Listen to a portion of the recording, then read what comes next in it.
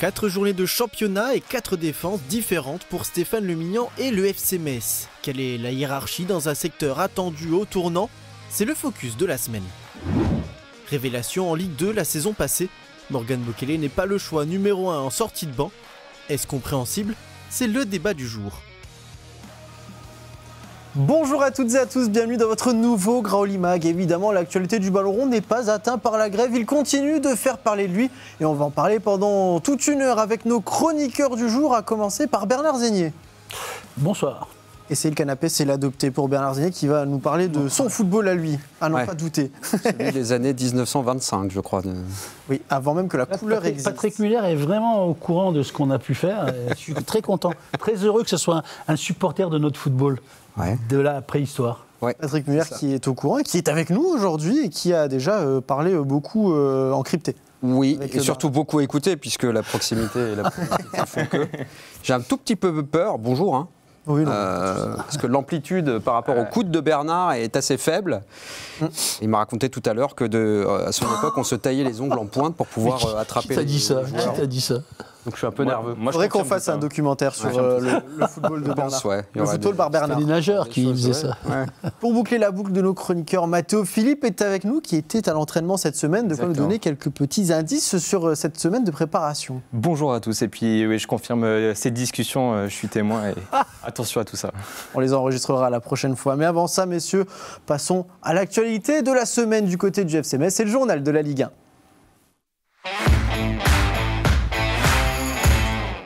Et on va commencer avec un petit peu de mode, si vous le voulez bien. Ouais, on a assez parlé de sportif, on fait ça tout le temps. On va parler un petit peu de mode avec la première information. C'est ce nouveau maillot sorti par le FC Metz, un maillot first, comme disent les Anglais, avec la langue entre les dents, pour bien le dire, le TH, c'est important. Pour faire se rencontrer modernité et tradition, le nouveau maillot du FC Metz associe 2 nuances de bleu, couleur familière dans l'histoire messine, à de subtils liserés grenats, peut-on lire dans le communiqué de presse. Patrick, toi qui es un peu à la pointe de la mode sur ce plateau. Ouais, fut un temps, ouais. Voilà. Qui s'allie le gris, le vert et le bleu sur une seule et même tenue. C'est un accord terre et mer, quoi, tu vois. Et que penses-tu de cet accord-ci? Moi, je l'aime beaucoup. Non, blague à part, je trouve très chouette. Fais gaffe, il y a un coup de coude qui va partir. On l'a pris, on a fait un petit tour. Comme ça, tu peux le voir en vrai si tu veux. L'essayer, c'est l'adopter pour toi. Moi, je trouve très sympa. C'est les cols comme ça, toi. Toi, t'adores. J'aime bien, ouais. J'allais dire ce col un peu vintage, là, pas mal. Il est bien designé. Couleur intéressante. Il me fait penser, si ça vous parle, peut-être Bernard, à un maillot de Bordeaux dans les années 90. Peut-être l'année où ils font finale de Coupe de l'UEFA. Je dis sans doute une bêtise. Mais milieu des années 90, il y avait un maillot bordelais un peu dans cet esprit-là. Moi, je le trouve très sympa. Voilà. C'est extrêmement subjectif, bien évidemment. Moi, j'aime bien surtout le côté manche longue aussi. Il peut être porté en ville, etc. Mais bon, Bernard va dire que c'est le maillot business. Alors toi, il y avait qu'un maillot avant. Ah non, mais je trouve que c'est sympa mais pas pour jouer au football. C'est bien pour... Il est lifestyle. Non, mais c'est un truc à porter en ville, ça. Voilà. Non, mais ok, ouais, pour ça, c'est bien. Après, moi, maillot football, tu l'as dit, le FC Metz, c'est Grenat, mais ça, c'est sympa. T'achètes ça comme t'achètes un t-shirt. Alors, je citerai pas de marque, mais comme t'achètes un t-shirt ou un polo pour aller te promener, ouais, c'est cool. Mais c'est assumé par le... Mais comme maillot de foot, je trouve pas ça joli. Voilà. Mais tu peux mettre ça en ville tranquillement. Oui, tu dois mettre ça en ville. Ouais. C'est pas tu peux mettre ça en ville. Vous pouvez croiser Bernard en terrasse avec un café le matin, prendre son petit déj, lire le journal et ce maillot-là. Hein. Ça peut arriver. Mais moi, je trouve. Bon, moi ça me plaît pas. Mais bon. Peut-être pas avec celui-là, alors, avec un autre. Qu'est-ce qui te plaît pas? Qu'il soit justement. Non, c'est la couleur. C'est la couleur. Voilà, c'est une question de goût, comme tu as dit tout à l'heure. Donc, pour moi, un maillot FC Metz, il est Grenat. Alors, c'est un 3e maillot, ou un 4e ou 5e maillot. Les marques ont besoin forcément de se réinventer. Il n'y a pas de souci par rapport à ça. Donc, oui, à une terrasse de café, c'est sympa. Il faut quand même aussi souligner que fut un temps. Le design des maillots était un petit peu moins un enjeu stratégique, c'était peut-être un petit peu moins poussé. Et je crois comprendre qu'entre l'équipementier et le club, il y a une possibilité de faire converger un petit peu les envies. C'est-à-dire que le club ne subit pas, sauf à dire une bêtise, nécessairement l'équipementier qui... Voilà. Avec Nike, justement, la seule liberté qu'ils avaient, c'est par exemple le petit graouli qu'on pouvait voir sur le côté. C'était même eux-mêmes le club qui mettait le flocage. Alors que maintenant, justement, avec c'était que les plus gros clubs qui avaient le droit à leur template, alors que les plus petits clubs, c'était le même pour tout le monde, juste en changeant un peu les couleurs. C'est ça. Donc c'est intéressant, ça. De la nouveauté toujours au rayon de l'actualité du FC Metz avec une nouvelle recrue. Ça a dû faire plaisir peut-être à Rémi Alésine. C'était le débat de la semaine passée. Un nouveau défenseur central arrive en provenance de Génération Foot. C'est Moustapha Diop. Il est âgé de 20 ans. Il a signé pour les 4 prochaines saisons. Il est donc lié avec le club à la Croix-de-Lorraine jusqu'en juin 2029. Il intégrera dans un premier temps le groupe d'Abasba avec la réserve. Mais voilà, on parlera tout à l'heure de la défense en long et en large et en profondeur surtout pour tout ce qui est question de hiérarchie. Mais un 5e joueur, c'est ce que demandait Rémi. Apparemment, il faut 5 défenseurs pour 2 postes. Ah bon ? Ah ouais, c'est ce qu'il voulait en tout cas. Ça, c'est ce que pense Rémi Alésine. Alors, est-ce que il a la vérité, Rémi ? J'en sais rien, moi. Tu lui demanderas ? On lui demandera, ouais. Par contre, c'est un gamin qui arrive et qui va pas être. Non, c'est pas quelqu'un dans le groupe pro en tout cas. Qui va pas être dans le groupe pro, donc voilà. Il arrive avec quelques jours de retard. C'était le week-end dernier qu'il aurait fallu peut-être un peu plus de profondeur en défense. Là, ça devrait aller un peu mieux cette semaine. Je l'espère. Il faut attendre de voir comment il va se comporter et il est là pour être avec le centre de formation et pour se former. Donc, je pense que. C'est bien que ça ne met pas trop d'attente tout de suite sur les épaules. Après, peut-être ce sera une bonne surprise. Peut-être que rapidement il pourra intégrer l'effectif pro, mais pour l'instant. Ça a commencé comme ça pour Sadi Boussane. On voit où il en est aujourd'hui. Ouais. De toute façon, Bernard n'aime pas Génération Foot, donc c'est très non, pas du tout. Bon. On va noter qu'ils n'ont pas pu officialiser la signature tout de suite à cause de quelques problèmes au niveau des papiers, mais en tout cas, je ne sais pas par contre, mais à mon avis, il a déjà dû s'entraîner avec le groupe de la réserve, donc au fur et à mesure, peut-être l'année prochaine, on le verra un peu plus. Mais c'est quoi la théorie de Rémi là sur les 5 centraux ? Non, c'est que la semaine dernière, on a regardé. On joue à 3 ou à... Non, il fallait 5 centraux dans l'effectif. C'était trop court et qu'il ne comprenait pas le départ de Joseph Ndukidi. Voilà. Ouais. Ah, moi, il peut se comprendre ce départ quand même. Oui, C'est ce qu'on a dit. C'est quand même un joueur qui avait besoin de temps de jeu. Enfin, on va pas refaire le débat, mais ça me choque. D'autant que c'est parfaitement ce que j'ai dit. Surtout que c'est Amiens, c'est un club sain, c'est un club qui joue au milieu de tableau en règle générale. Malheureusement, ils ont fait rentrer Joseph Ndukidi à la 90e au dernier match. Bon, niveau temps de jeu, on repassera, mais peut-être que c'est juste pour ce match-là. Messieurs, il y a un match ce week-end et on connaît déjà l'identité de l'arbitre de cette rencontre. Il s'agit de Stéphanie Frappart qui a fait parler d'elle, malheureusement, cette semaine. En effet, après le match entre le Stade Rennais et l'Olympique Lyonnais, en clôture de la 4e journée de Ligue 1, la VAR a eu pas mal de choses à faire, notamment sur une semelle d'Anthony Rouault sur Calis Mera. De quoi amener, on va dire, le retour de Stéphanie Frappart qui était dans le camion du VAR. Je vous propose d'écouter, on en débat juste après. Et le maillot. 24, semelle sur le couloir au sol. Ouais, vas-y, remets-la. Parce que là, regarde, il y a un point d'impact, vas-y. Montre-moi. Pour moi, c'est bon. Bon. Je vois pas. Ça va pas. Ouais, mais vous avez c'est haut, mais après, ça reste pas, ça glisse. Vas-y, c'est bon pour moi. Bernard, c'est haut, mais ça reste pas, ça glisse. Il y a bon nombre de cartons rouges qu'il faudrait faire partir. Hein. Le football qui. Toi, ton époque, ça glissait hein, tout le long de la jambe. Surtout, ça glissait parce que c'était fait exprès.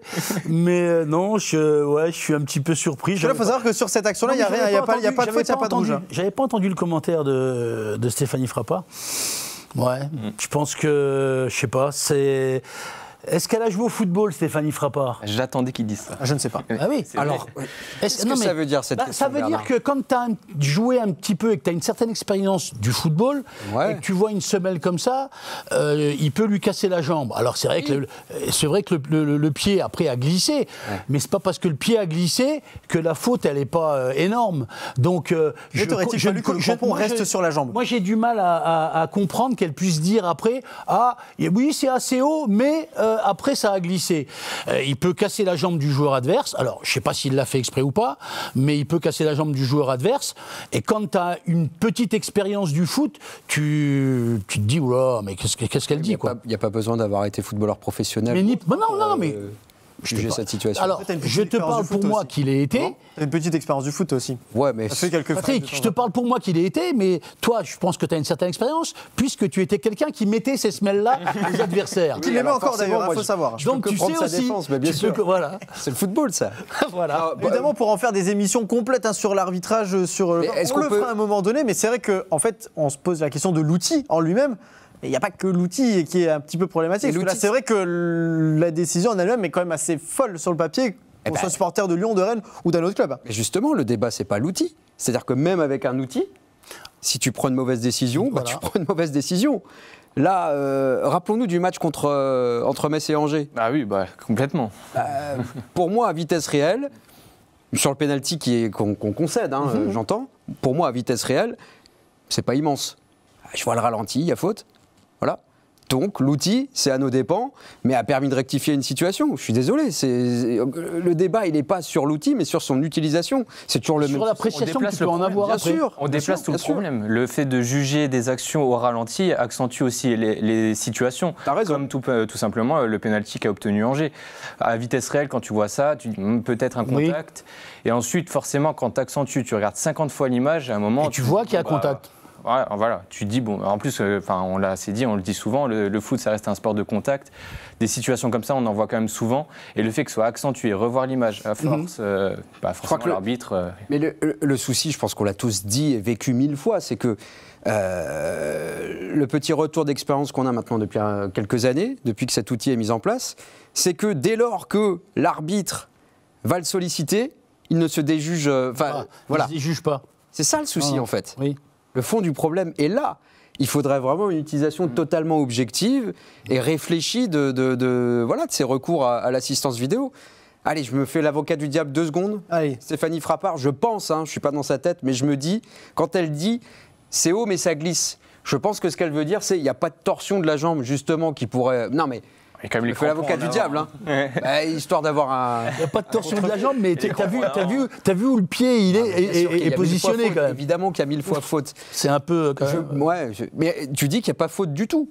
Non, c'est finalement ce qui se fait. Alors, j'ai plus accent. En tout cas, il n'y a pas de carton ni rien derrière. Alors, faute, je ne sais plus souvenir si ça avait été sifflé ou pas. C'est fou quand même. Bon. Je crois que c'est plus pour le rouge. Un autre problème de l'assistance vidéo, c'est ces fameuses mains qu'on a pu voir en Ligue des Champions avec Marseille. Avec la Juventus aussi. Ou la Juve. Le défenseur qui est en train de tacler, comment veux-tu qu'il enlève sa main dans le dos ? C'est aussi tout un problème à chaque fois. Il faut que les défenseurs se lient les bras dans le dos. Ça doit être pour jouer maintenant. Il faut jouer comme ça. Donc ils vont jouer avec les bras derrière. Mais vous le voyez même sur les terrains amateurs, ou même nous quand on joue de manière informelle, la pleurnicherie sur la main. Oui. Mais j'ai la main le long du corps, le ballon vient sur mon genou puis sur la main. T'as pas le réflexe de... On me dit en régie qu'il n'y a pas de carton. Les gens de mauvaise foi cette action de Roux sur Mer. Bon, c'est parce qu'elle aurait donné jaune, mais je crois que l'assistance vidéo, c'est soit rouge, soit rien. Si t'appelles, c'est aussi ça le truc. Bon. Et donc c'est elle qui va nous arbitrer Oui, ce week-end. Alors il faut... Okay. On verra bien. Il faudra juste qu'ils fassent attention aux fautes, quoi. Ouais. Bah, ou alors ils peuvent tacler là. Peut-être qu'avec Ndouki Dia, il n'aurait pas eu rouge. Voilà. Et on va appeler Amiens et puis il va revenir. Tu parlais tout à l'heure de la défense, Bernard. On va faire un gros point sur celle du FC Metz. Il est temps d'ouvrir notre deuxième partie de cette émission, c'est le Focus. On va parler évidemment un petit peu de stabilité dans cette émission. C'est le maître mot qui a fait un petit peu défaut au FC Metz ces dernières années, alors que ce soit au classement, que ce soit dans le championnat, mais également aussi sur la défense cette année. Il est vrai qu'on va le regarder sur ce off. Il y a 4 journées, 4 défenses pour Stéphane Le Mignan dans ce championnat. On est passé d'une défense à 5 contre Strasbourg, avec notamment Tsitaishvili qui a été relégué à gauche. Ensuite, avec cette défense à 4, et Mboula qui était latéral gauche. Ça a dû être changé contre le Paris FC après sa blessure. C'est Terry Yegbe qui est arrivé. Et avec la suspension de Sadibou Sané, Ballo Touré, Alpha Touré a ensuite été sur le terrain. C'est vrai, Bernard, que le maintien du FC Metz doit obligatoirement passer par une certaine stabilité. Ben oui, une stabilité, et puis même pour l'équipe, il faut justement les bases. On dit tout le temps qu'une équipe a une base solide si sa défense est solide. Là, il y a 4 matchs, il y a autant de compositions différentes, mais après, ce sont les circonstances qui font que t'es bien obligé, t'as ou des blessures ou des suspensions. Donc tu peux pas aller contre ça. S'il se passait rien, s'il n'y avait pas de blessés et pas de suspendus, et que le coach change son équipe, sa compo de défense à chaque match comme ça, tu vas te dire bon, il y a un souci, il n'y a aucun joueur qui ne s'impose. Dans la défense, personne voilà. Mais aujourd'hui, il est contraint et forcé de faire ça. Donc il faut lui laisser un petit peu le temps et voir quand tout le monde sera revenu. notamment donc les blessés et le suspendu, et cette année, quand ils vont tous revenir et tous être là, si après il modifie sa défense à chaque match, il aura un gros problème. Enfin, il aura. Qu'est-ce que ce sera quand il aura 7 centraux? On ne sait pas. Ah bah ça, faudra demander à Rémi Alésine. Mais Émeric, tu parles de quête de stabilité. Moi, je ne suis pas totalement d'accord parce que... alors oui, évidemment, il faut une stabilité, comme l'a décrit Bernard, et notamment sur ta base défensive. Mais je trouve qu'un des éléments et un des enseignements de ce match contre Angers, honnêtement, la paire de centraux et le gardien... Elle a fait le taf. J'ai trouvé ça vraiment, vraiment, vraiment intéressant.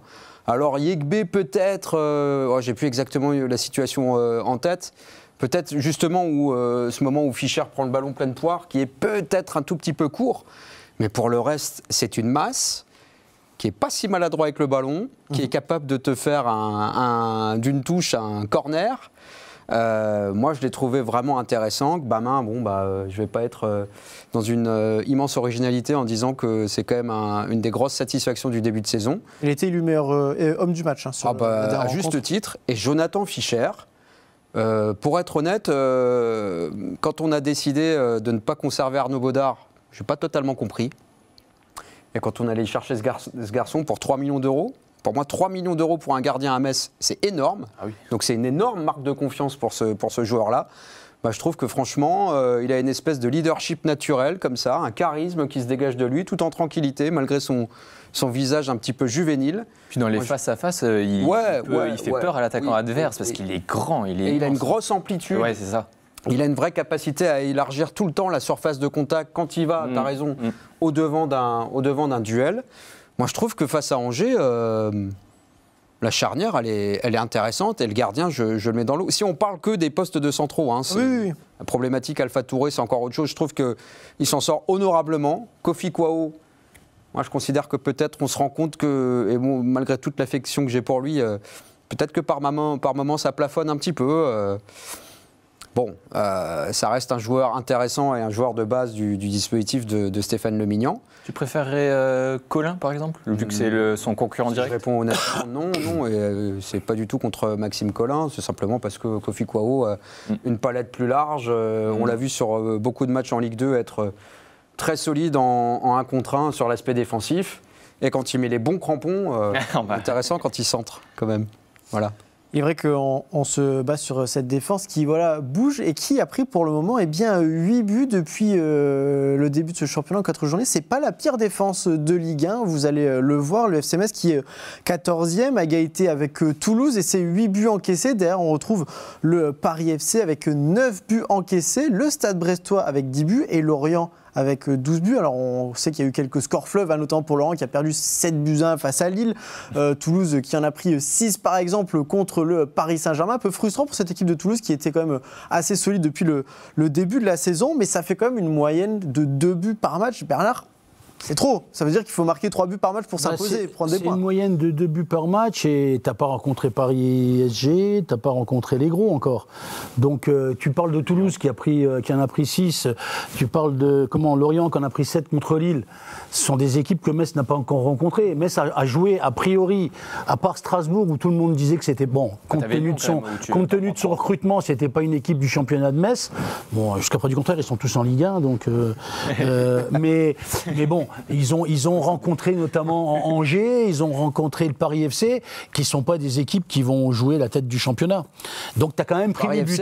Donc tu as quand même de fortes chances que ce soit top 10. On attend de voir au final dimanche aussi. On verra. Mais bon voilà, donc tu as quand même pris 8 buts. Moi je trouve c'est un peu beaucoup quand même. Donc après, ce que j'ai dit tout à l'heure, la défense a beaucoup changé, donc l'histoire des matchs est franchement pas comparable sur ce début de saison. Contre Angers, on encaisse ce but parce qu'on n'arrive pas à marquer notre deuxième but. Bah oui. Voilà. Je suis d'accord, mais tu n'arrives pas à marquer. C'est vrai que c'est là où il y a quand même une grosse différence. Quand on regarde, il y a 2 ans, après 4 journées, le FC Metz avait encaissé 9 buts. On se souvient de cette grosse défaite face au Stade Rennais. Mais il était 13e sur 18 avec 5 points, avec une victoire, 2 nuls et 1 défaite. Il y a eu ces matchs nuls face à Marseille ou encore face au Stade de Reims. La victoire très courte, mais très importante quoique quand on voit le classement final, pas tant que ça, mais quand même, face à Clermont, 1-0. C'est vrai que là, c'est surtout l'attaque qui pêche, mais quand l'attaque pêche, il faut savoir pas encaisser beaucoup de buts, parce que si tu peux en marquer qu'un, ce serait bien de ne pas l'encaisser un tout de suite. C'est ce que tu as vu contre Angers, par exemple. Complètement. Et d'ailleurs, alors ce serait tentant de parler que du pénalty raté. Mais honnêtement, les occasions, on est là, hein. On les a, dans ce match. Bah si. On a 2-3. On a pas 50, on a pas eu énormément. Attends, et dis-moi, et Angers, ils sont comment au niveau des occasions en deuxième mi-temps? Ils en ont, bien sûr. Ils en ont plus que Metz. Quand ils réfléchissent, en deuxième mi-temps, ils en ont plus. Le match nul n'est pas si émérité, malgré la première mi-temps qu'on fait. Et Angers, c'est une équipe donc du championnat de Metz. Oui. On est d'accord. C'est pas une équipe. Tu vas me le sortir combien? Je te le sors parce que tu bats pas Angers. Angers, c'est une équipe que tu dois battre à Metz. Ouais. Et tu la bats pas. Mais il faudrait comparer aussi. Donc tu es en retard par rapport à ta, comment je dirais moi, à ton plan de sauvetage, parce que tu veux te sauver, tu veux te maintenir en Ligue 1. Si tu bats pas Angers chez toi, tu vas aller battre qui? Il va falloir aller chercher des points à Monaco, le prochain match. Pourquoi pas? Oui. Pourquoi pas? Pourquoi pas? Est-ce qu'on n'a pas une équipe qui monte en puissance malgré le résultat décevant? Moi, si tu veux, sur le match que j'ai vu d'Angers, je me demande, franchement, même s'ils ont eu quelques occasions, je me demande quand ils peuvent aller marquer un but. Parce que je trouve qu'ils ont des difficultés offensivement pour se mettre en position et se créer des occasions. Alors il y a eu 2-3 trucs. Donc avant le but de Gbamin, tu as un arrêt énorme de Kofi qui fait un match monstrueux sur une tête d'Habib Diallo. Oui, tu as une tête d'Habib Diallo. T'as ça. Effectivement. Attends, le gardien en face, il fait pas ton taf non plus. Kofi fait une bonne deuxième période sur la fin, mais il est fautif sur le penalty, il est fautif sur le corner où il sort pas de sa ligne. Il est fautif sur le penalty. Non plus. Oui, mais donc, il arrête. Sur le papier, à partir du moment où il a le penalty, avant le penalty, il coûte. Mais attends, l'arrêt qu'il fait sur la tête de Yegbe. Oui, mais c'est après ça que c'est comme je te dis. La première partie du match, il fait pas un grand match, Kofi. Ah oui, d'accord. Il a un peu survendu le match dans sa globalité. L'arrêt je le répète, sur la tête de Yegbe, l'arrêt sur la tête de Diallo, la frappe d'Ibou Sané, tu peux la mettre mieux. J'en conviens.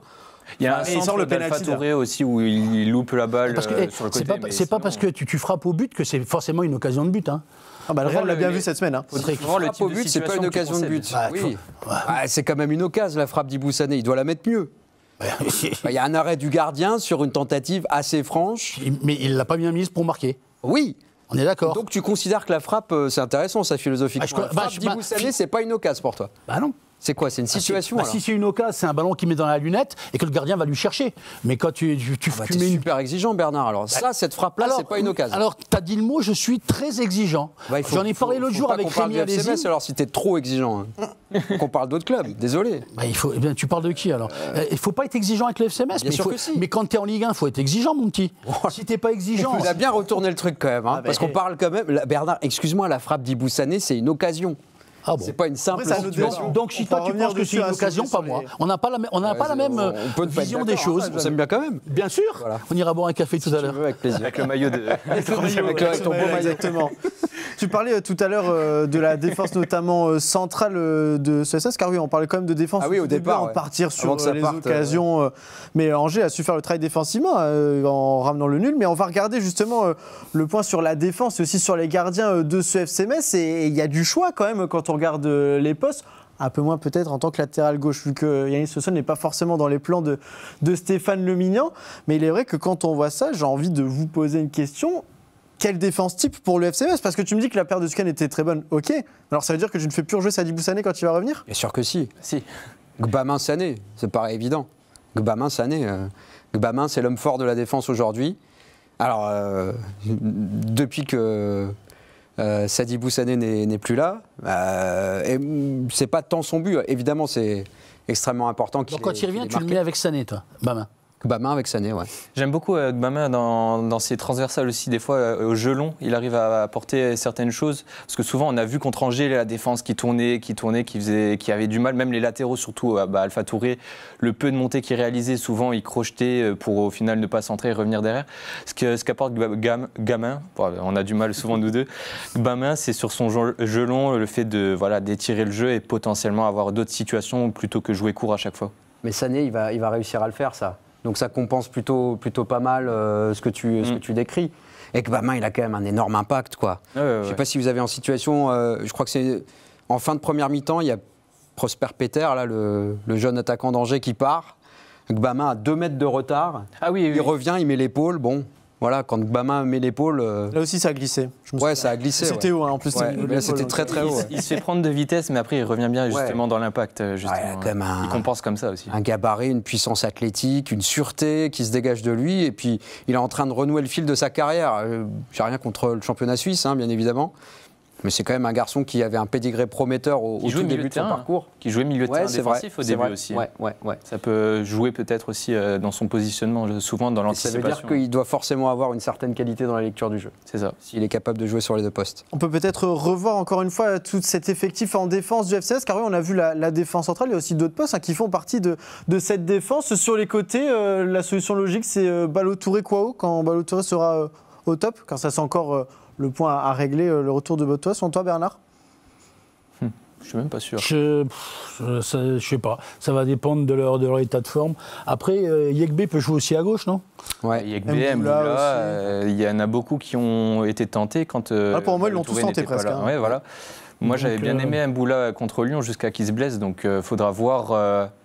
Faut que c'est au fur et à mesure, s'il anticipe les mêmes performances, comme ça, on trouvera un titulaire. C'est sûr que le vrai latéral gauche, c'est Ballo-Touré de formation. Le problème, c'est que c'est un joueur qui attaque beaucoup, mais défensivement, qui apporte moins. Et puis, qui a tendance à être meilleur dans une défense à 5 aussi, peut-être. En tout cas, c'est la recrue qu'on attendait sur ce poste. C'est sûr. C'est dans la hiérarchie, c'est assez naturellement. Après, si défensivement, il est, comme tu le dis, un peu limite, ça risque d'être compliqué quand même, parce que Metz, cette saison va pas être comme l'année dernière en Ligue 2 à avoir le ballon tout le temps. Donc tu risques de subir un peu plus cette année. Oui, mais regarde la première. Justement contre Angers, si tu avais, par exemple, je décrivais tout à l'heure Alpha Touré qui a bien défendu, mais offensivement n'apportait rien. Plusieurs fois, il aurait pu centrer, il est droitier, mais il était sur son gauche, il crochetait et du coup il revenait. Ballo-Touré, s'il apporte ça contre Angers en faisant ne serait-ce que 2-3 centres avec un Habib Diallo dans la défense. Peut-être qu'Iboussani aurait eu des occasions de but. Exactement. C'est très précis. C'était une simple situation pour. Mais il aurait fallu que ça soit en lucarne il faut que ce soit en lucarne, redescente. Il faut que le gardien fasse un triple saut, qu'il aille la chercher, qu'il fasse un petit sourire pour la photo. Et là, c'est une occasion pour. Exigence, petit. Exigence. Trop d'exigence, là. Non. Et il faut être toujours exigeant. Mais contre Angers, tu rajoutes 2-3 centres avec Habib Diallo dans la surface, ça pèse. Donc, justement. Pourquoi pas avoir des latéraux plus offensifs ? Mais les gars, pourquoi vous les avez pas fait contre Angers ? C'était l'occasion ou jamais. Pas moi sur le terrain. C'est sa faute. Qui fait des sacrés passes mais c'était l'occasion ou jamais. Il fallait le faire. C'était Angers. Prochain coup, c'est Monaco. Ça va pas être la même. Figure-toi que dans le milieu, on l'appelle Johan Gourcuff. Oui, mais pour les blessures. Il a le même genou que lui. Blessure et vision de jeu. Tu choisis. Mais moi, je suis d'accord. Si je peux me permettre rapidement, je rebondis juste sur quelque chose qu'a dit Bernard. La capacité à tenir le ballon. Moi, je suis désolé, la première mi-temps contre Angers, il touche pas une balle. Les Messins, j'ai vu des séquences qu'on retrouvait l'année dernière en Ligue 2, les belles heures de la saison. Oui.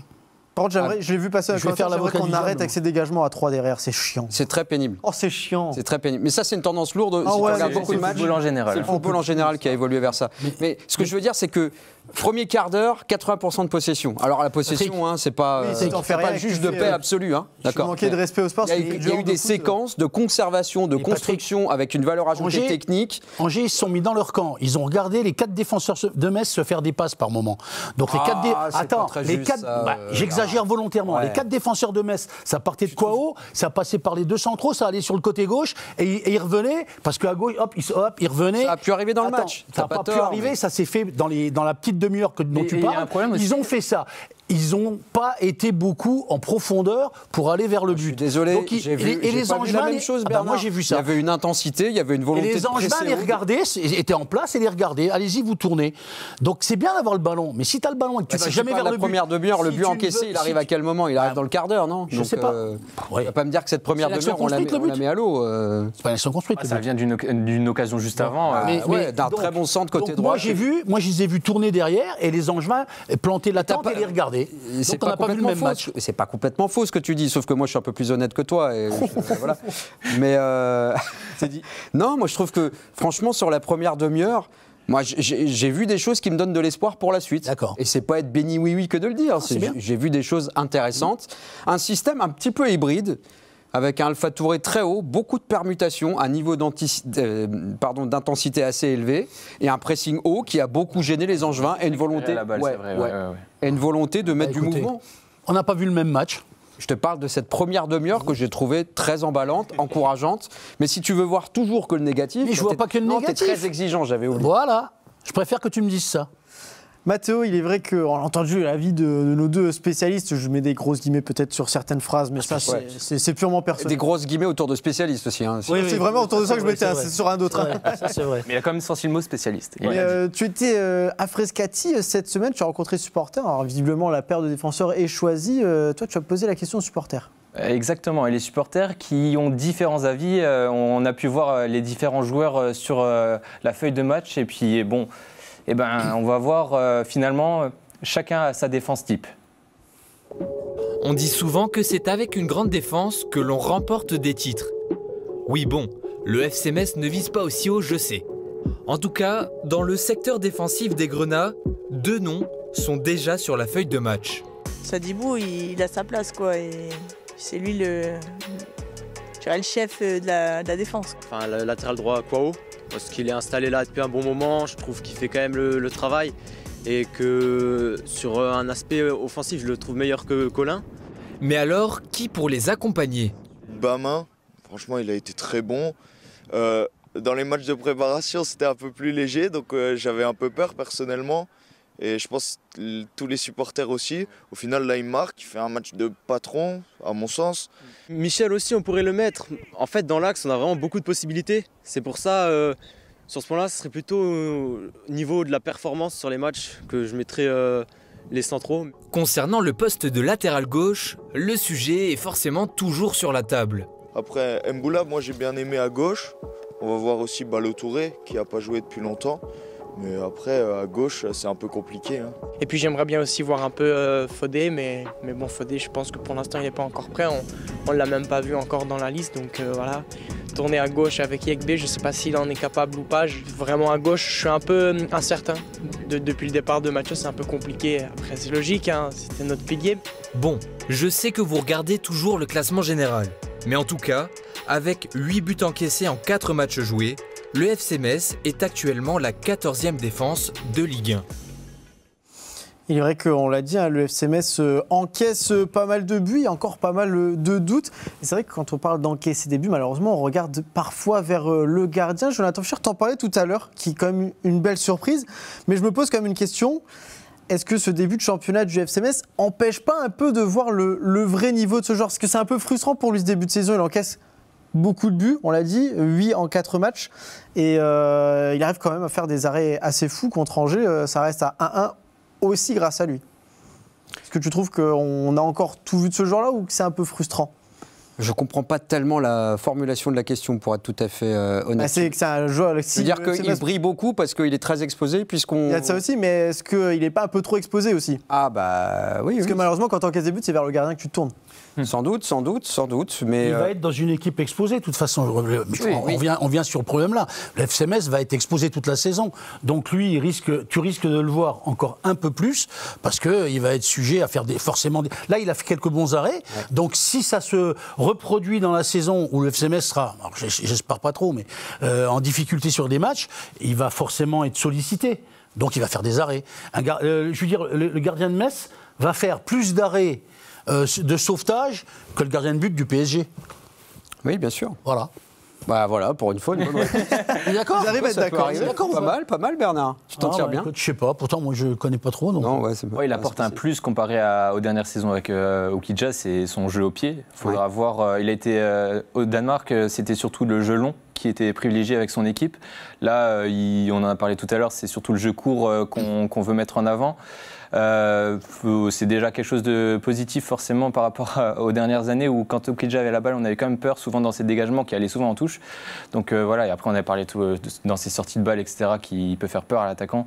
Ça, c'est aussi à ne pas négliger. On va passer à la deuxième partie. Visiblement, on est tous à peu près d'accord sur la tête que doit prendre cette défense du FC Metz. C'est Stéphane Le Million qui aura le dernier mot, hein, évidemment. Lui qui aura le droit peut-être à tous ses joueurs d'ici peu. Nous, on va revenir sur un joueur. C'est Morgan Bokele, ton chouchou de la saison dernière, Patrick, on peut le dire. Il y a un moment donné, tu as fait une petite déclaration d'amour. Ouais, j'aimais légitime. Beaucoup, ouais. Il est vrai. Mais on va le regarder sur ses statistiques. Pour vraiment, ce début de saison en Ligue 1, ce n'est pas tout à fait ça. Hein. Sur les 4 matchs, il en a joué que 2. en tant que remplaçant, avec 28 minutes à chaque fois. C'était contre Lyon et contre le Paris FC. C'est 56 minutes de temps de jeu. Est-ce que, j'allais dire autour de la table, mais on peut dire autour du canapé, comme vous le voulez, est-ce qu'on comprend le fait de ne pas s'appuyer plus que ça sur Morgan Bokele ? Pas forcément, non, pour tout dire. Alors, j'ai eu un petit crush à un moment de la saison dernière. Cette petite relation d'amour naissante s'est un tout petit peu étiolée sur la fin de saison. Mais je trouvais que ses rares entrées, moi, là, cette année, n'étaient pas inintéressantes. Parce qu'il met des rushs, parce qu'il met des accélérations, parce qu'il est capable de dribbler. Toute proportion gardée, je reprends la comparaison. Il y a un petit profil un peu à la Yenny Nbakoto d'il y a une dizaine d'années. Et je ne comprends pas véritablement parce que... mais ça, encore une fois, on n'est pas dans la tête du coach, on n'est pas là dans la tête de son projet de jeu précis au moment où il prépare son match, on n'est pas dans ce qu'il voit tout au long de la semaine, dans les échanges qu'il peut avoir avec les joueurs. Et en même temps, une fois qu'on a dit ça, on n'a rien dit. Bon, voilà, c'est pas parce qu'on ne voit pas tout ça qu'on ne peut pas avoir quand même un avis. Moi, ça m'intéresserait davantage de voir un petit peu plus Morgan Bokele par rapport à un garçon comme Ibou Sané. Pas le même profil. C'est pas le même profil, mais si on parle de poste... Sur ce match-là, en tout cas, sur ce match contre Angers, ouais, j'aimerais le voir un petit peu plus en sortie de banc. La question, c'est quid aussi maintenant de la gestion du cas Sabaly, parce que c'est l'effet papillon. Si Sabaly a plus de temps de jeu, mathématiquement, si on considère que dans l'esprit du coach, Ibou Sané est un petit peu plus indéboulonnable, la victime par ricochet, ce serait plutôt Morgan Bokele. C'est pas hyper clair ma phrase, mais, je vais compléter. Justement, moi là, je suis par exemple Morgan Bokele contre Angers. Je vois Sabaly qui me passe devant pour rentrer en jeu. Moi, je pète un câble. C'est pour ça qu'on dit qu'on comprend vraiment, pas. Parce que quand tu vois ce qu'a fait Sabaly ces dernières semaines, et finalement il rentre avant moi, je dis non, c'est pas normal. Et puis j'ai apporté beaucoup de choses en fin de saison dernière. J'apporte beaucoup de percussions. Quand on voit ce que Sabaly a apporté, il est plus dedans. Mais le coach, il lui fait une petite passe décisive à Sabaly. En gros, c'est OK, moi je suis d'accord. Honorable. Je suis d'accord pour la passe décisive. Alors maintenant, mais il aurait dû, pour moi, il doit s'excuser avant aussi. Donc, ouais, mais ça, alors on rentre sur c'est un truc extra football. Pas extra football, mais là, extra dans le jeu. L'équipe. Mais s'il fait passer Sabaly avant, c'est qu'il estime que. Qu'il n'a pas le niveau. Tu l'as dit tout à l'heure. À un moment donné, le coach, il est là tous les jours à l'entraînement et il mate les joueurs, il regarde. Et j'espère, mais je pense que les entraîneurs se tirent pas une balle dans le pied en disant toi, t'es moins bon que toi, donc je vais faire jouer le moins bon. Non, ils font jouer ceux qu'ils estiment les meilleurs et qui pourront leur apporter quelque chose. Et s'il a fait passer Sabaly avant Bokele, c'est qu'il... J'espère et je pense, je ne suis pas dans la tête de Lemignan, qu'il le fait passer avant parce que Lemignan pense que c'est mieux comme ça. Mais moi, ça ne me dérangeait pas si Sabaly passait avant Bokele, mais avec ce qui s'est passé... Avec des critères sportifs. Voilà, mais là, ça me dérange avec tout ce qui s'est passé à côté. Et puis, Bokele a un profil, finalement, qu'on a peu sur le banc. C'est beaucoup de percussions et rentrer en jeu à la fin... ton défenseur en face qui est fatigué, tu lui remets de la vitesse, il peut toujours avoir des incursions et des situations. Je suis d'accord avec ce que vous avez dit tous les deux, mais Lemignan, il voit les choses peut-être différemment. Alors, je ne sais pas. Il a sûrement... C'est ça qui me dérange. Pourquoi il faudrait lui poser la question? Est-ce qu'avec Sabaly, il ne fait pas, entre guillemets, un peu de politique aussi ? De gestion de groupe. C'est-à-dire, tu as été un cadre de l'année dernière, il s'est passé ce qu'il s'est passé, visiblement. Tu t'es excusé, tu as fait ton mea culpa. Et tu as entendu ce qu'ils ont dit, et Arpinon, ce qu'il a dit aussi? Ils ont dit, on a besoin de lui pour cette saison. Oui, mais ça, c'est de la politique aussi, ça. C'est de la com. De dire ça. Et je suis d'accord. Et il le fait jouer. Oui. Mais attends, après la com. Ne lui faites pas ressortir cette stat par pitié. Non, mais si on le voit bien gros comme Bokele est meilleur, moi je pense qu'il fait rentrer Bokele. Oui, non, mais là il y a une affaire de statut, Bernard. C'est-à-dire que Sabaly, quoi qu'on en dise, c'est un cadre de l'année dernière. Il te met 15 buts, capitaine en début de saison. Ensuite, il y a rupture dans ce contrat-là parce qu'il se passe ce qu'il se passe. Maintenant, puisque, encore une fois, il a serré la main de tout le monde, j'ai fait une bêtise, je rentre dans le rang, le coach lui dit, montre. Tu es un joueur important pour moi sur le papier par rapport à ton rang et par rapport à ce que tu as donné l'année dernière. Montre. En l'occurrence, Il a pris le ballon, Sabaly, il a reçu la passe décisive, mais il en a rien fait. Bokele, on peut comprendre qu'il Donc c'est de la politique. Frustré aussi. Ça, c'est de la politique. C'est un peu de politique. C'est un peu de gestion de groupe. C'est de la diplomatie, mais de la politique. Un petit peu. Parce que gestion de groupe, mais tu fais pour Bokele, je pense que justement. Mais s'il estime que non, mais justement, mais c'est la victime. Mais les gars, mais s'il estimait que Bokele pouvait lui faire gagner le match d'Angers, il aurait fait rentrer Bokele et Sabaly, il l'aurait laissé sur le banc, même s'il voulait le remettre dedans, le faire rentrer pour que le public l'applaudisse ou pas, j'en sais rien. S'il pensait que Bokele pouvait lui faire gagner le match, tu penses qu'il ne fait pas rentrer un joueur, toi, en disant Bokele, si je le fais rentrer, il va me faire des trucs, on va pouvoir gagner, il ne le fait pas rentrer pour faire de la politique avec Sabaly. Vous rigolez, les gars. Ouais, je sais, je suis pas. Moi, je pense pas. En tout cas, c'est sûr que ça ne fait pas partie, Mathéo. Moi, je pense pas ça. Moi, je pense pas comme vous. C'est plus facile pas de reléguer sur le banc, mais de laisser sur le banc un Bokele que de faire ça à un Sabaly. Voilà. C'est en ce sens-là aussi. Si tu veux gagner les matchs, mais le mec s'appelle Pierre-Paul ou Jacques, tu le fais jouer. Mais quand le Mignan fait rentrer Sabaly, il se dit aussi, le mec a des choses à prouver, le mec a des choses à se faire pardonner, hué du public ou pas, t'es un mec qui a 25-26 ans, t'as 10 ans... Alors c'est qui pense. Alors il faut poser la question à l'Mignan, parce que là, on disserte pour rien. Il le fait rentrer en le faisant jouer sur un côté, sachant que toute la saison dernière, il a joué en pointe. Non, mais son poste d'origine, c'est son poste d'origine. Mais on a vu ce que ça a donné quand il jouait sur le côté aussi. Et quand il a joué. Alors, ça donne les fameux stats de Bernard Zéné qu'on ne relancera pas là-dessus par pitié. On l'a vu, c'est ça, en combien de matchs, Bernard 37 matchs. Il a dit Sabaly, c'est qui? C'est ça. Sabaly, c'est peut-être qui pour Bernard, mais Mathéo, c'est vrai que cet été, on avait rencontré Morgan Bokele à l'aube de cette nouvelle saison. C'était à Tubize lors du stage de pré-saison, et on va dire que ses envies sont loin de cette réalité-là. Oui, il avait mis en avant justement qu'il était très content de gratter au fur et à mesure du temps de jeu, de se dire que voilà, potentiellement, il pouvait être titulaire en Ligue 1, que c'était même un rêve parce qu'il y a encore peu, il était dans des niveaux inférieurs, 3e division si je ne me trompe pas. Donc oui, c'est un peu ce qu'il nous avait dit cet été avec l'ambition d'être dans le 11 type. Bon, pour l'instant, ce n'est pas exactement ce qu'on a pu voir. En un an et demi, je passe de la nationale à la Ligue 1 et franchement, je suis que content de mon évolution. Voilà, c'est la suite logique de mon parcours. Je suis les étapes. Maintenant, c'est vrai que c'est avec plaisir que je vais découvrir ce championnat parce qu'on sait que c'est la plus haute division en France. Donc, j'ai hâte de relever le défi et de montrer de quoi je suis capable dans la Ligue et de pouvoir aider l'équipe à aller chercher ses objectifs qui sont le match en Ligue 1. C'est de continuer à faire ce que je fais, de me battre pour une place de titulaire. Mais comme j'ai dit, ça va passer par mes performances et par ce que j'apporte à l'équipe parce que je suis pas tout seul sur le terrain, bien sûr. Il y a mes coéquipiers autour et il faut d'abord s'assimiler au collectif avant de penser à soi. Mais c'est vrai que voilà, j'aimerais continuer sur ma lancée d'être dans le 11 et de continuer à enchaîner les matchs parce que voilà, enchaîner les matchs, ça fait toujours plaisir que de faire des bouts de match. Et je pense que voilà, si je continue comme ça à faire ce que je fais et à écouter les conseils du coach, il n'y a pas de raison que ça continue pas. Donc, comme il a dit, il va falloir se baser sur les performances, des performances qui aujourd'hui lui valent visiblement, en tout cas, le poste de numéro 4. Parce que dans tout ce que vous avez dit, il y a un nom qu'on a oublié, c'est celui d'Abouachvili, qui lui aussi est devant, parce que il a été comme titulaire à deux reprises. Il a fêté pas sa première cape, mais sa première appel avec la Géorgie. 4e, ça fait quand même beaucoup ou pas selon vous pour Bokele? Mais, dur, hein. Enfin, oui, c'est dur parce que tu peux avoir l'impression de passer après les autres maintenant, mais dans le football. Et c'est quoi le conseil que tu donnes à Morgan Bokele là aujourd'hui, qui se rend compte après tout ça? Les conseils, j'ai pas de conseils à leur donner, moi, ils sont assez grands. Et puis moi, j'ai joué il y a 45 ans, donc c'était pas le même football.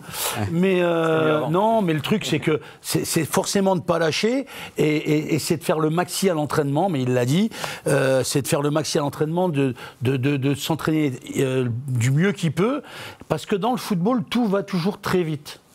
Mais si tu dis le prochain match, il peut y avoir.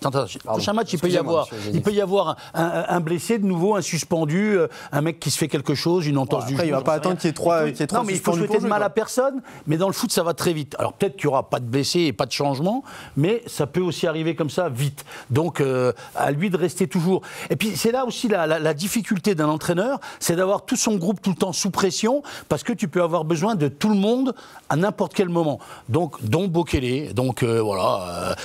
Aujourd'hui, enfin, sur le match-là, vous avez trouvé qu'il est un petit peu mis de côté. Moi, je pense que s'il ne l'a pas fait rentrer et qu'il a fait rentrer Sebali, c'est parce qu'il devait penser, le Mignan, je le redis, que ça devait être mieux pour son groupe et pour l'éventuelle possibilité de gagner le match. Bon, il ne l'a pas fait, mais là, voilà, c'est tout. Et le prochain match sera un autre match. Et il ne faut surtout pas lâcher. Et c'est là la difficulté d'être footballeur, c'est que mentalement, il faut être là tout le temps. Il faut être là tout le temps, toute l'année, tous les matchs, tous les entraînements, tous les jours. Tous les jours. Et l'exigence dont je te parlais, elle est là. Et tu crois qu'un jour, il aura une occasion, lui J'espère pour lui. Mais il en aura des occasions. Mais, pardon d'insister avec lui, mais tu dis 4e aujourd'hui dans la hiérarchie, et tu n'as pas tort, mais... Peut-être qu'il n'avait pas vu le fait qu'Iboussane passerait devant lui, quoique Iboussane apparemment est important. Puis Iboussane, il a fait quand même d'autres postes que celui de latéral gauche. Il était attaquant, il était remis au milieu de terrain, déjà un cran derrière l'attaquant, ensuite peut-être encore même un cran plus bas encore. Là, il a été mis à gauche, peut-être pour son bon match face à Strassen, parce qu'à ce moment-là, Bokele est aligné avec lui dans ce match-là où il marque aussi. Bon, c'est plein de choses qui font que, mais la précision et la nuance importante, c'est ce qu'a très justement dit Matteo tout à l'heure. Ce profil-là, Abouachvili, Sabali, Iboussane, c'est pas du tout la même manière de jouer au football. Alors quand on est méchant, on dit que ce genre de joueur, c'est un tout droit.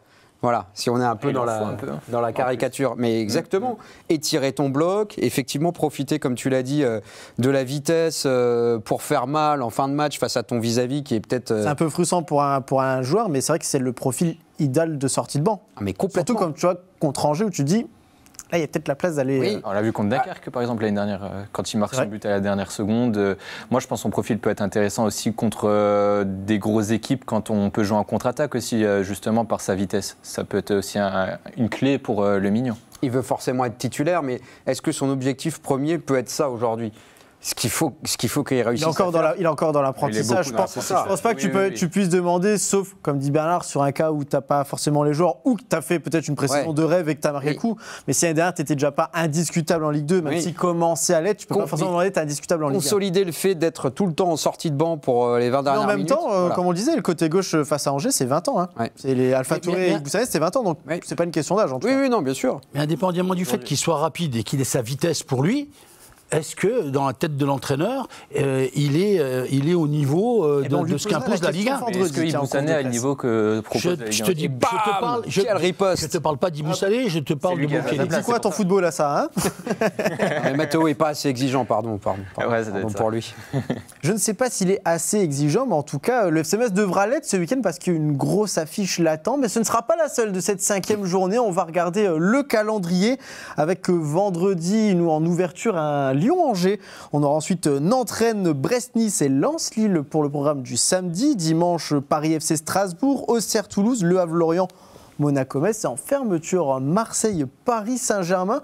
Encore une journée, on va dire, avec pas mal de belles affiches. On va regarder un œil surtout, notamment pour tout ce qui est histoire de classement, car on le rappelle, malheureusement, le FCMS est dernier de ce championnat. Très rapidement, monsieur, un petit pronostic pour ce week-end ?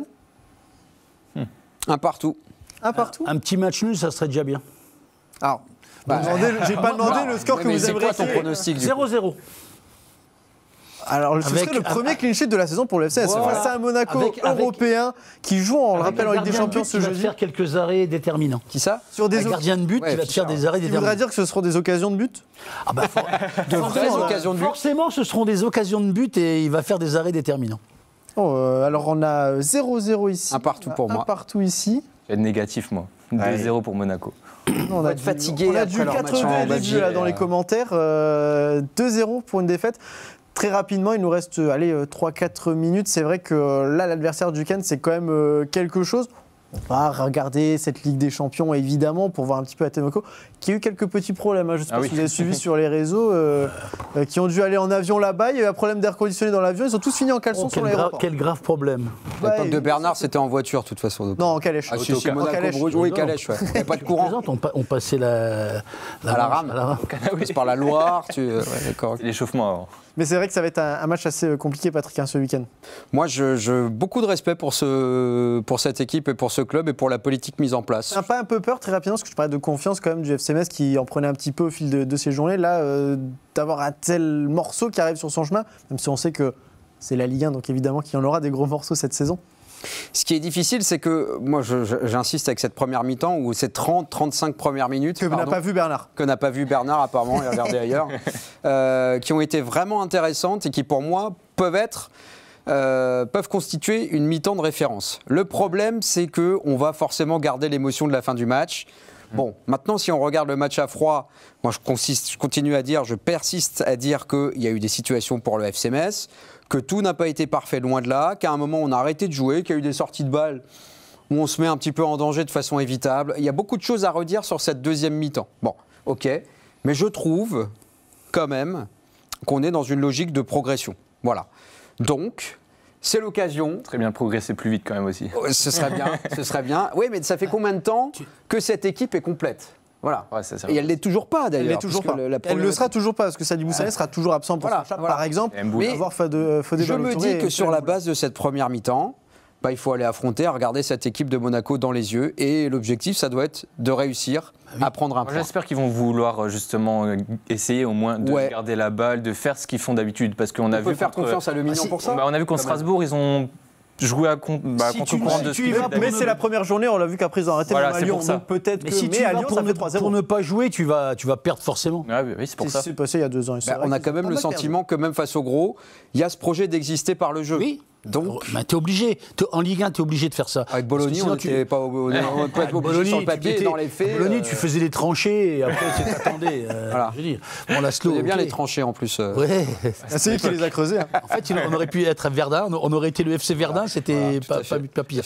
Non, mais là, t'es obligé de jouer. T'es obligé d'essayer de faire quelque chose, de produire quelque chose. Parce que si tu veux éventuellement.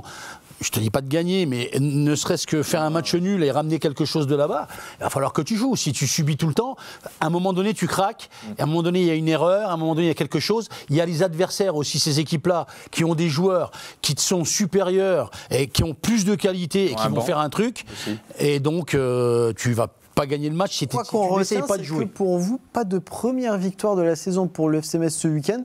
Attendons d'être surpris, en tout cas on l'espère. On prend s'il y a... Oui, évidemment qu'on ne va pas faire les difficiles. Merci messieurs de m'avoir accompagné car malheureusement c'est déjà la fin. Et oui, quand on s'amuse... Comment ça passe vite. Et que les débats se font haletants, et bien malheureusement on est obligé de tirer un trait sur cette émission. Un peu plus exigeant, Aymeric. Ouais, c'est ce que je vais faire. Je vais aller travailler mon exigence. Et nous on se retrouvera... Affronte-toi. Travailler ton exigence. Nous on se retrouve évidemment lundi pour revenir sur cette rencontre du FC Metz, mais pas que. À très vite sur Moselle TV.